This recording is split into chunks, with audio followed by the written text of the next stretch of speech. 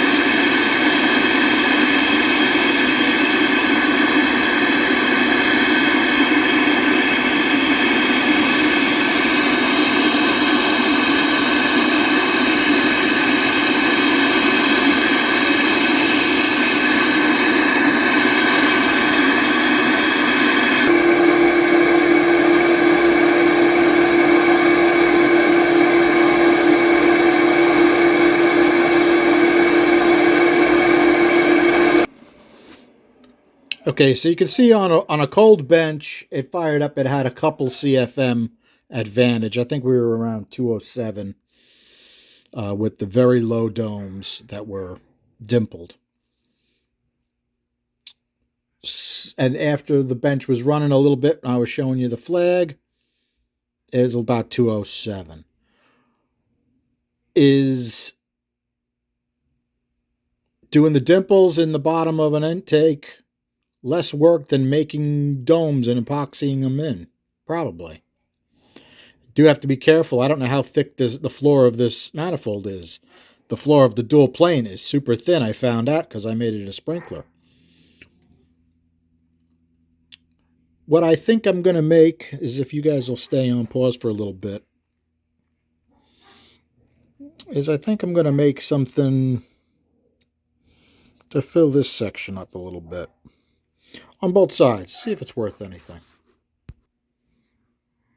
I'm going to try it without some texture first and see if it changes anything, if I can put some divots in them.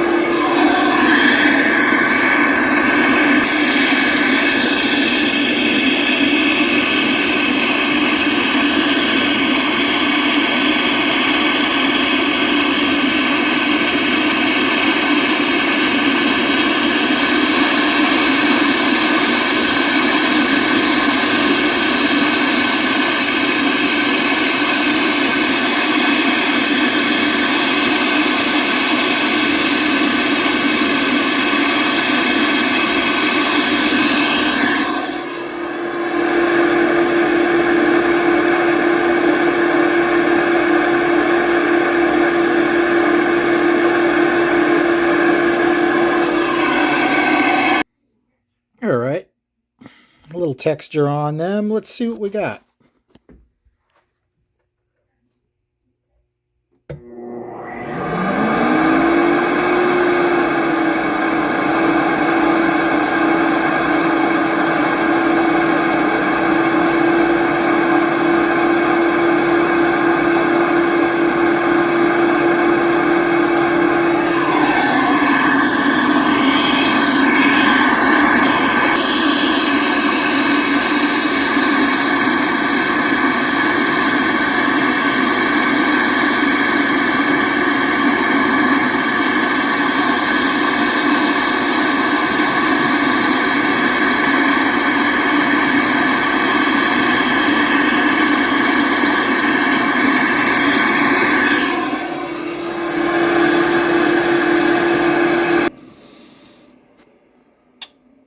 So putting some texture on those hurt our flow. So what I'm going to do is I'm going to smooth them out and take a little bit of the height off of those domes, and let's see what we got. Okay, not perfect because I just kind of squished them down a little bit with my thumb. The plenum is so tiny it's hard for me to get my hands in there. So let's see what we got.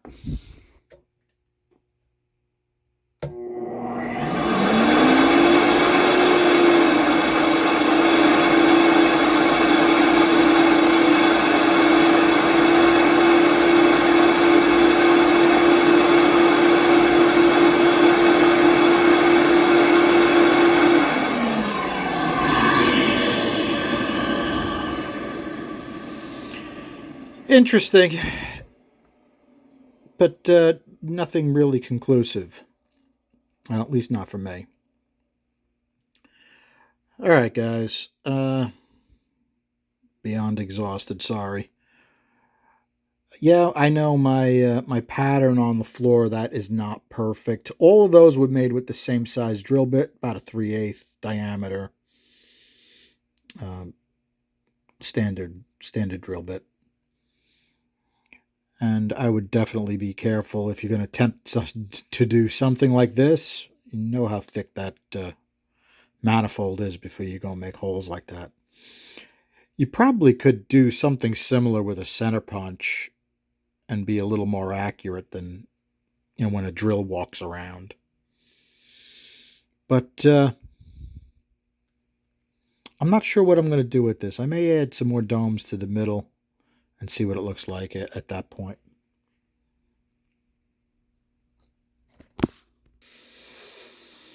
All right, taking an already super tight plenum and filling it, probably not a great idea. Let's see how it does.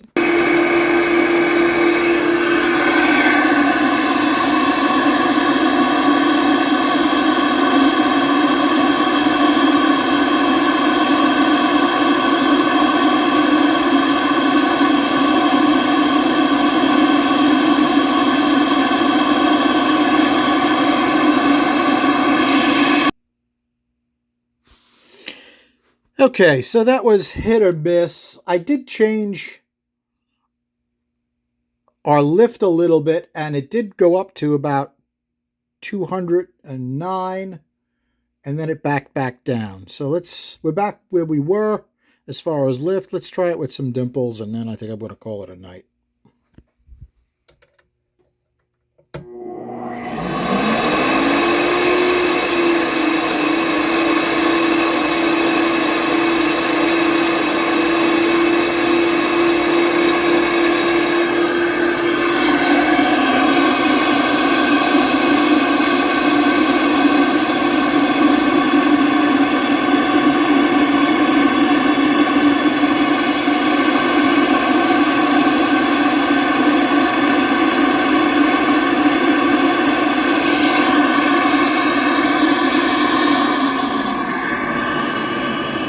Okay, not a winner, because the plenum is already small and you're filling it with a bunch of stuff.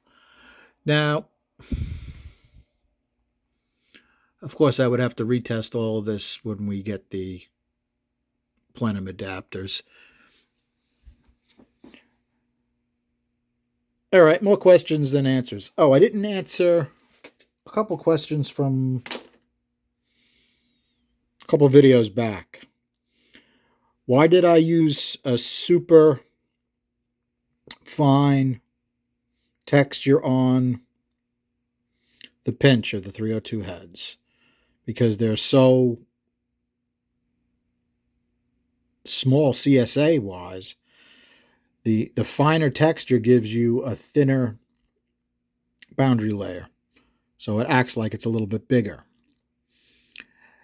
And somebody asks, why don't you use a texture like this throughout the intake manifold and the intake ports to keep the fuel mixed? My answer was, that's why I like a burr finished. That's the real reason for a burr finish. It helps keep the fuel atomized mixed. You don't have streams of liquid going down. If you haven't seen the Kazi video where he built a clear tunnel ram, put it on one of his monstrous Fords, gotta watch that. Literally rivers of fuel running down.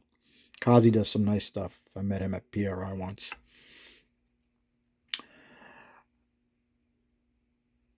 What else have I got, guys? Nothing. Basically, too burnt to learn right now. But I wanted to do a little bit of something tonight. So, I think I'm going to say goodnight. Good night, guys. Thanks for hanging out. Can't think of anything else. Have a good night.